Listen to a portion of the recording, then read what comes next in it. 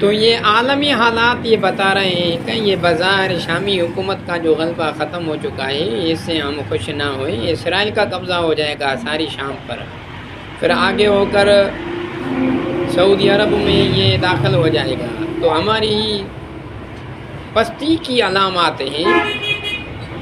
اللہ ہمیں فتح کی توفیق بخشے، جہاد کی لگن ہو۔ دو بلاکیں اس ہمارے خطے میں، ایک روس کے اور ایران کے۔ جو شام کا جو خطہ تھا وہ روس کا بلاک تھا، روس بھی اس سے ہاتھ نکال گیا۔ جو کچھ حالات بگڑنے کے قریب ہو چکے ہیں، ہم اہل ایمان اپنی ایمان کی فکر کریں، تقوی و توکل سے، دلجوئی سے حلال کمائی کی حلال لقمہ کھائیں، استغفار کریں، اللہ عالم اسلام کی حفاظت فرمائے، اور اللہ سبحانہ و تعالیٰ کعبے اور مدینے کی حفاظت فرمائے۔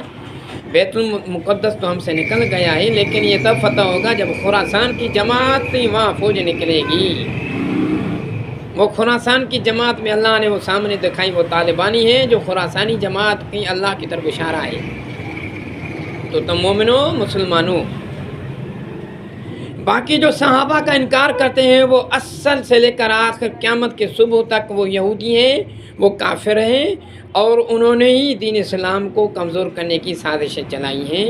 ان کو کسی بھی قسم سے اسلام سے یا قرآن سے کوئی تعلق نہیں ہے، وہ اصل سے ہی کافر ہیں۔ بظاہر لسٹ مسلمانوں میں آتی ہیں، جو صحابہ کرام کی عزت احترام نہیں کرتے وہ کافر ہیں۔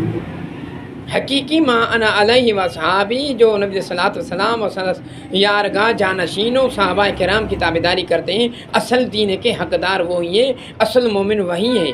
کامیابی، سرفرازی، جہاد کی توفیق، مہدی کی حمایت، اور نزول عیسیٰ کے وقت جو امام مہدی علیہ السلام کے ساتھ جو فوجیں کھڑی ہوگی، ساتھ دیں گی، والے سنت والجماعت کے ہی ہوں گی۔ اور جو باقی جو غیر شرعی ناجائز اولاد یہودی کی ہیں، ان سے ان کا کوئی بھی دین سے کوئی تعلق نہیں ہے، وہ کل بھی کافر، آج بھی کافر ہیں، کافر قیامت کے صبح تک رہیں گے۔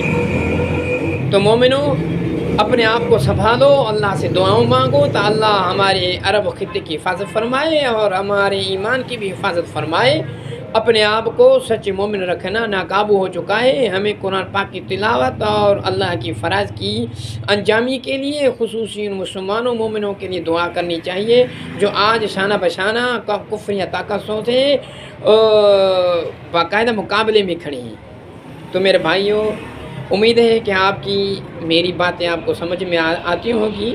اللہ نے میں حافظ القرآن بھی ہوں اور مکمل اہل سنت والجماعت کے ایک جامعہ اسلامیہ کا فارغ و تحصیل باقاعدگی سے فارغ شدہ عالم ہوں، اور فقہ، تفسیر، تعلیم، حدیث، تاریخ اور تجزیہ اور جو بھی مختلف حالات عالمی سطح پر وہ ہو رہی ہیں، ان کا مکمل عبور تجربہ رکھتا ہوں۔ پاکستان کی سیاست پر مکمل میری نظر ہے، اور پاکستان کی سیاسی پولیٹیکل قائدین جو بھی امیر ہیں، جو صدر ہیں، سارے حالات سے باخبر رہتا ہوں۔ مکمل میڈیاز کے اینکرز اور تجزیہ نگاروں سے، دفاعی ہو، سیاسی ہو، ملکی، مقامی، قومی یا عرب خطے کی جو بھی ہو، ہمیں ساری معلومات اللہ نے بہت کچھ دیا ہے۔